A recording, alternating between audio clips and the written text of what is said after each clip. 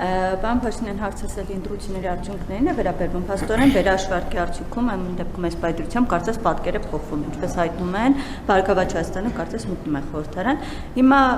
այս ամենից դատելով կարող ենք եզրակացնել եւ ընդունում եք, որ ամեն դեպքում այնպիսի խախտումներ կամ ինչպես կոզեք թերություններ են եղել, որի արդյունքում մի խոշոր ուժ, որ պետք է մտներ խորհրդարան, չի մտնում, սա փաստումը տեղ ունեցած կամ թերացում է կամ խախտումների մասին տեղեկություններ մամուլում հրապարակվեց նաև ձեր նախկին թիմակից այսպես հարցազրույցի հետ ասաց, որ դուք ընտրություններից առաջ փորձել եք ընդդիմադիրներին այսպես առաջարկ ներկայացնել գործարքի գնան կա նման բան թե ոչ, ինչպես կմեկնաբանեք, եղել է առաջարկ թե ոչ, եւ մի հարցեր տեղեկություն կա, որ ընտրություններից հետո ձեր առաջին այցը նախատեսվում է Ռուսաստանի Դաշնություն, սրա հետ կապված ինչ-որ պայմանավորվածություն կա, թե ոչ, եթե այո, ինչ օրակարգով։ Ընդհանրապես այդ որ ասում են առաջարկել են գործարք, թող ասեն ով, Գագիկ Ծառուկյանին ասենք, որ գործարք առաջարկենք, ծնկաչոք այդ գործարքին ընդառաջ կգար։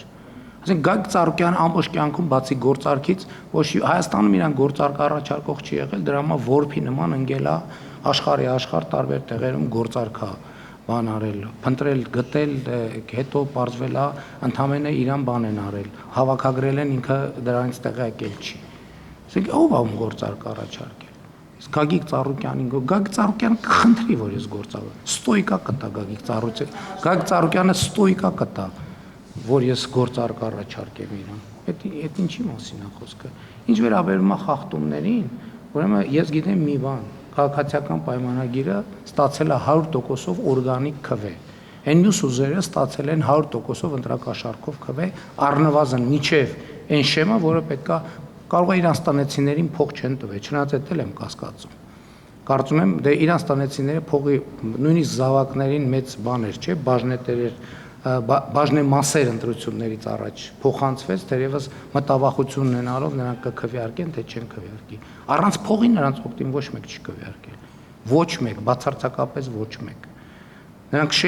խախտումներ, այո, եղել են, որոնք ազդել են ընտրությունների արդյունքների վրա, որովհետև այդ իրեկուժը ընտրությունների խորհրդարան մտնելու շեմը պետքա չհաղթահարեն։ Հիմա էլ քննարկում են, ասում են մանդատները վերցնենք, թե չվերցնենք։ Անկեղծ ասած, եթե չվերցնեն, գոնե 100% լեգիտիմ խորհրդարան կունենանք։ Թե չէ, տենց ստիպված ենք լինելու տեսնել խորհրդարանի ամբիոններին փողի կալոդներ փռած, որոնք որևէ այլ քաղաքական արժեք չունեն։ Շնորհակալություն ձեր հարցի համար։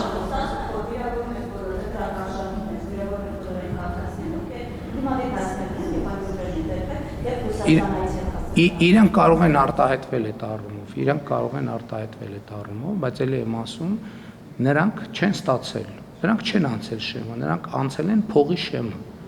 Եվ ելի եմ ասում, մեր դատաիրավական համակարգը պետք է պատասխան տա։ Եվ ես չեմ պատկերացնում, այս ընտրություններում ընտրակաշառքի մեջ բռնված ցանկացած ոք, միջև հաջորդ ընտրությունների արդյունքները ամփոփելը պետք է բանտում լինի։ Եթե ոչ, ուրեմն դատաիրավական համակարգը գործում է ընդդեմ պետության եւ պետությունը պետք է արձագանքի։ Սա շատ հստակ է։ Որևէ մեկը, որ բռնվել է 2031 թվականի ընտրությունների անպաշտոնական ամփոփման օրը պետք է լինի բանտում։ Եթե ոչ, ուրեմն դատաիրավական համակարգը գործում է Հայաստանի Հանրապետության դեմ։ Հայաստանի Հանրապետությունը պետք է միջոցներ ձեռնարկի այդ մաֆիան արմատախիլ անելու ուղղությամբ, որովհետև պետք է պատասխան տան։ Ինչ է նշանակում, ասենք, բռնել արդարացնել Գագիկ Ծառուկյանին ընտրակաշառքի գործով։ Որը մեկ ուզում ասի, որը մեկը Գագիկ Ծառուկյանին ձրի բռնել է արդարացրել է։ Էս ինչ ընդհանրապես ձև է։ Շնորհակալություն հարցի։ Բայց ձրի արել, թող ես համակարգին եմ մեղադրում կոռումպացված լինելու մեջ։ Այո, կոռումպացվածները ցանկացած հարց այսօր կարան լուծեն դատական համակարգում, ցանկացած հարց։